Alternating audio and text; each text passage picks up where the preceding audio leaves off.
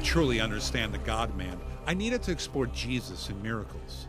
I didn't want to study the miracles and how they affected others, but what the miracles meant to Jesus and why he performed so many. My journey began at Bethsaida, a large fishing village discovered right off the Sea of Galilee, at the site of the feeding of the 5,000.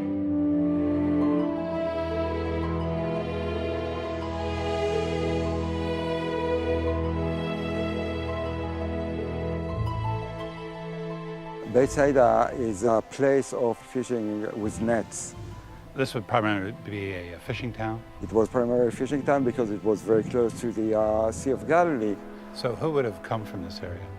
In John chapter 1, it says, now Philip was from Bethsaida, the city of Andrew and Peter. So 3 of the apostles were from here.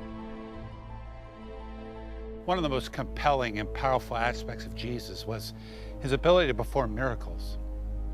Jesus did everything from healing leprosy and paralysis and pain and bleeding and fever, to calming storms and exorcising demons and curing blindness and even reviving the dead. Seeing those miracles happen had to be amazing for those witnessing them. But I wondered, what would it be like to have that kind of power? Jesus' power to heal. There are 2 views held by perfectly orthodox theologians on that. One is he sometimes used his divine attributes to heal, and the other is that he never did. He just submitted to the Father, and the Father gave him the authority to do it. I hold the second view because I think it diminishes the biblical view of his humanity to say that he was pulling rank. The feeding of the 5,000 is the only miracle besides the resurrection which is covered in all 4 Gospels. It's a huge feat, defying all natural laws of time, space, and food preparation.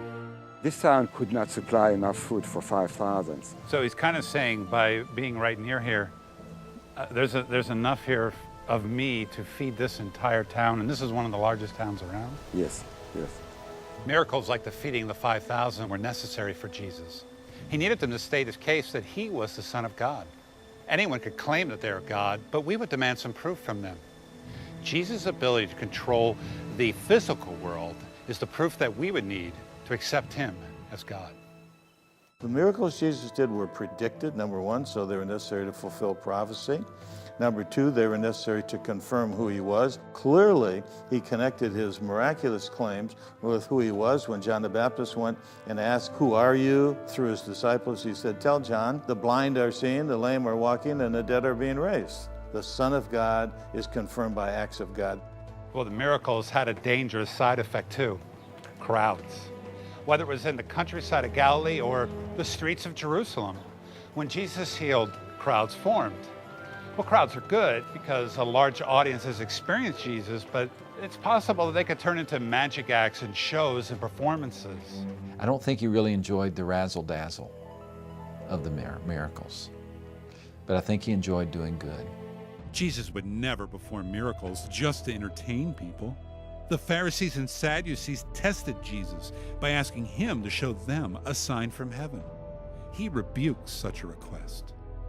He never did a miracle to satisfy anyone's curiosity. He never did a miracle to say, well, that guy doesn't recognize who I am. I'll zap him here with a miracle. He did miracles because it was necessary for his mission. It was predicted. Every miracle he performed really helped people out. And so because Jesus always enjoyed pointing people to the Father, I think he enjoyed those miracles tremendously.